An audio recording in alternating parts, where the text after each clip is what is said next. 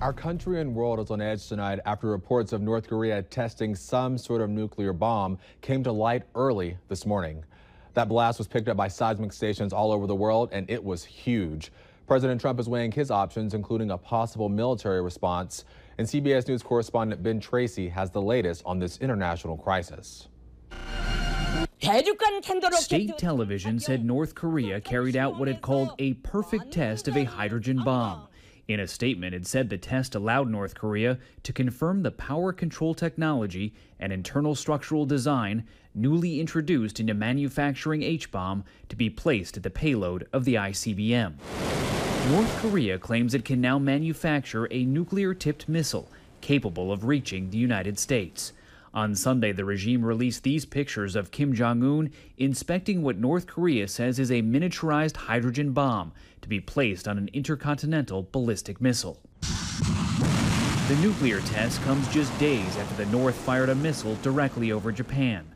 The U.S. and South Korea responded by conducting high-profile bombing drills on the Korean peninsula. Tensions have rapidly escalated since just 2 weeks ago when President Trump suggested his tough talk on North Korea was working. Kim Jong-un, I respect the fact that I believe he is starting to respect us. North Korea has been warning about a sixth nuclear test since April, and Kim Jong-un has significantly accelerated the pace of North Korea's weapons development, despite international sanctions designed to cripple his regime. This morning, Secretary of State Rex Tillerson spoke with South Korea's foreign minister and continues to call other countries in the region. The government of China issued a statement saying it strongly opposes and condemns North Korea's action. In an interview with our Minneapolis sister station, Senator Amy Klobuchar gave her thoughts about this situation. This is not something to be at all taken lightly. This guy's a madman, Kim Jong-un. He's someone that just has now detonated a nuclear bomb that is has seven times the amount of nuclear material than we saw in Hiroshima. He literally has killed his uncle. He has killed his half-brother. And that is why our United States of America diplomatic corps and everyone must be on alert. And I think the other thing we have to remember, there's some people that have talked about preemptively going in there with a military strike. Most people believe he would then retaliate against South Korea, could kill 10 million people if he did that easily.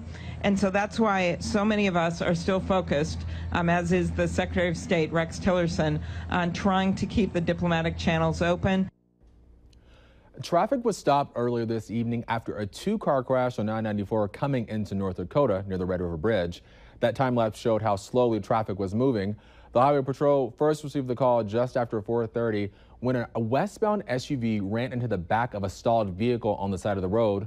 The people involved in that accident weren't hurt. Neither were taken to the hospital, and right now, no one has been cited for the crash. Let's face it, everybody knows they're not supposed to drive intoxicated. It's a holiday weekend, and police are reminding drivers to not drink and drive. The temptation is going to be there. You're at a friend's, enjoying a good old barbecue, throwing back a few beers, and before you know it, it's time to go home, and you're trying to decide if it's okay to drive. Molly Casey talks to two people who tell us it's better to be safe than sorry. The first thing to go is your judgment, and that's a fact. Football season is here, and the Labor Day weekend is in full swing, which means people are going to be drinking. But choosing to drink and drive can cost you. I could think back to all of the fatality crashes that I've been on.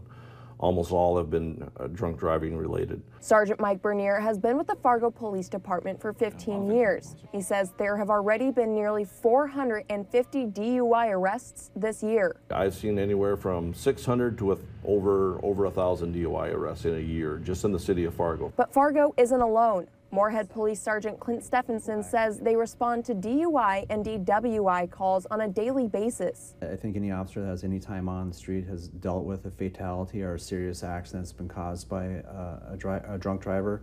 In fact, shortly after his interview, the Moorhead Police Department was called to a rollover accident. The driver of the blue vehicle, a resident of Fargo, was placed on arrest for suspicion of DWI. Sergeant Stephenson says the driver of the blue car was going nearly double the speed limit and rear-ended the white car, causing it to go end over end. And then the driver tried to get away on foot. He's currently under arrest and will not be a danger to anyone else in the foreseeable future. There were no injuries, but Sergeant Stephenson and Sergeant Bernier have one message. Have fun, but be responsible. Just plan ahead and get that ride home rather than driving home intoxicated. From Moorhead, Molly Casey, Valley News Live. Thanks for that story, Molly. Sergeant Stephenson says no one was injured in that crash, but that it was not the first DWI arrest the Moorhead Police Department made today. He says a man was arrested at 10:30 this morning for a suspicion of drinking and driving. It's that time of the year again. Tax assessments have been mailed out, and many people are upset about how much they owe. But don't fret, you can attend meetings to contest what you owe. There's actually 4 different organizations involved, so you have to go to a different hearing for each. The dates and times are on your screen, and we have more information about them online. The hearings will be held throughout the month of September, with the first taking place on the 11th. Now, if you don't live in Fargo, make sure to check your statement and your local municipality's governing body for any hearings they have scheduled. Freedom is a feeling that every person born in America experiences, but that makes it easy for us to take that right for granted. Here in the Valley, Kurds came together to celebrate Kurdish culture and potentially gain independence for the country of Kurdistan.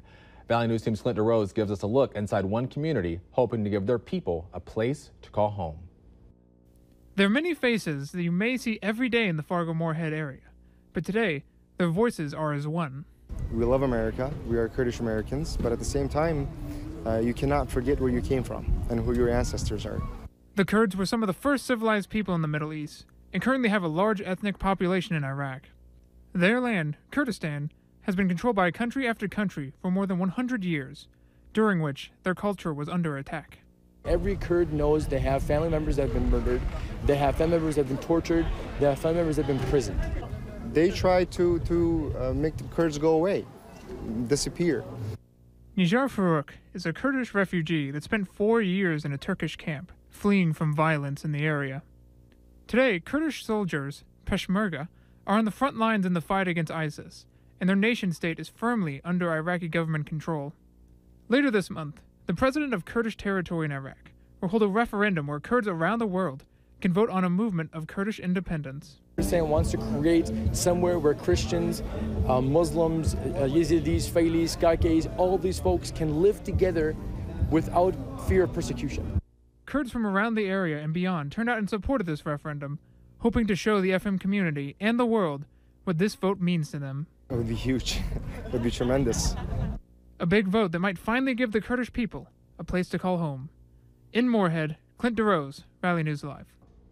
The referendum has received mixed responses from the international community, but it is extremely popular with the Iraqi Kurds. The vote is set to take place September 25th. This afternoon, protesters demonstrating against racial inequality temporarily blocked an intersection outside of the Minnesota State Fairgrounds. The Injustice on a Stick protests marched through St. Paul, with police saying traffic was shut down for several minutes in certain areas. The demonstration was organized by the Twin Cities Coalition for Justice for Jamar. In a press release, the group called for the creation of a police oversight council in Minneapolis that would be made up entirely of civilians. In the last couple of years, there have been several protests during the Minnesota State Fair in the wake of the police shooting deaths of Jamar Clark and Philando Castile. A piece of history just landed here in Fargo today. The B25 Mitchell bomber was used by U.S. and other countries throughout World War II as an underappreciated workhorse. Now, you can appreciate it at the Fargo Air Museum once it opens its doors to the public this Tuesday. The plane was flown in as part of the commemorative Air Force's Flying Legends of Victory tour to educate younger generations on just what it was like for airmen in World War II. And part of that context is being able to get up close to the airplanes, touch them, go inside the airplane, see how cramped it was, get a feeling for what it was like for the young men that flew these airplanes. Now, this bomber in particular is the last B-25 that's been in combat and is still flying. There's going to be flights and tours of the plane available soon. And for that information, click on this story over on valleynewslive.com. And just a reminder, tomorrow is, of course, Labor Day, so no matter where you live, government buildings, your post office, your bank, and most schools will be closed tomorrow. But you can expect malls, gas stations, and restaurants to be open, those shopping places probably offering up some sales for the holiday.